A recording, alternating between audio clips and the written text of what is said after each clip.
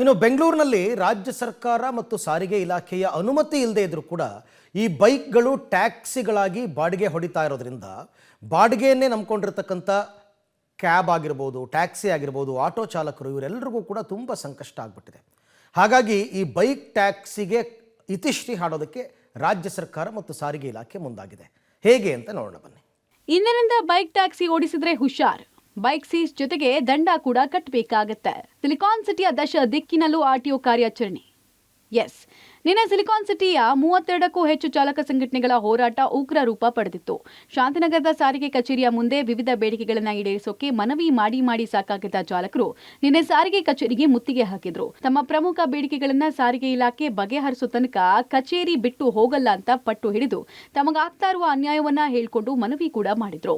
ಅದರಲ್ಲಿ ಪ್ರಮುಖ ಬೇಡಿಕೆ ಅನಧಿಕೃತ ಬೈಕ್ ಟ್ಯಾಕ್ಸಿ. ಈ ಬೈಕ್ ಟ್ಯಾಕ್ಸಿಯನ್ನ ರಾಜ್ಯ ಸರ್ಕಾರ ಬ್ಯಾನ್ ಮಾಡಿದೆ. ಆದ್ರೂ ಬೈಕ್ಗಳಲ್ಲಿ ಬಾಡಿಗೆ ಡ್ಯೂಟಿ ಮಾಡ್ತಾನೆ ಇದ್ದಾರೆ.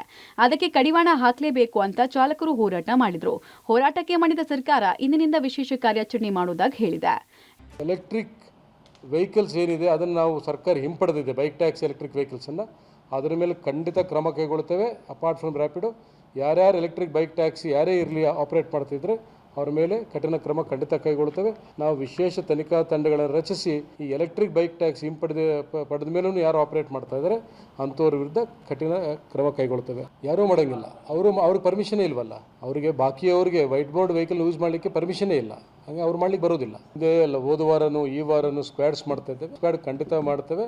ಮತ್ತು ಅನಧಿಕೃತವಾಗಿ ಯಾರು white board bike taxi run ಮಾಡ್ತಾರೆ ಅಂಥವ್ರ ಮೇಲೂ ಖಂಡಿತ ಕ್ರಮ ಕೈಗೊಳ್ತೇವೆ. ಇನ್ನು ದಶ ದಿಕ್ಕಿನಲ್ಲೂ ಇಂದಿನಿಂದ ಆರ್ಟಿಒ ಅಧಿಕಾರಿಗಳ ವಿಶೇಷ ತಂಡ ಕಾರ್ಯಾಚರಣೆ ಮಾಡಲಿದ್ದು, ಇವಿ ಬೈಕ್ ಮಾತ್ರ ಅಲ್ಲದೆ ಯಾವುದೇ ಬೈಕ್ ಸವಾರರು ಬಾಡಿಗೆ ಡ್ಯೂಟಿ ಮಾಡಿದ್ರೆ ಅಂತವರ ವಿರುದ್ಧ ಭಾರತೀಯ ಮೋಟಾರ್ ಕಾಯ್ದೆ ಪ್ರಕಾರ ಕ್ರಮ ಕೈಗೊಳ್ಳೋಕೆ ಸಿದ್ಧವಾಗಿದ್ದಾರೆ. ಸಾರಿಗೆ ಇಲಾಖೆಯಿಂದ ವಿಶೇಷ ತಂಡ ರಚನೆ ಮಾಡಲಾಗಿದ್ದು, ಬೈಕ್ ಟ್ಯಾಕ್ಸಿ ಮೇಲೆ ಸಾರಿಗೆ ಇಲಾಖೆಯಿಂದ ದಾಳಿ ನಡೆಸೋಕೆ ಸಿದ್ಧತೆ ಆರಂಭ ಆಗಿದೆ.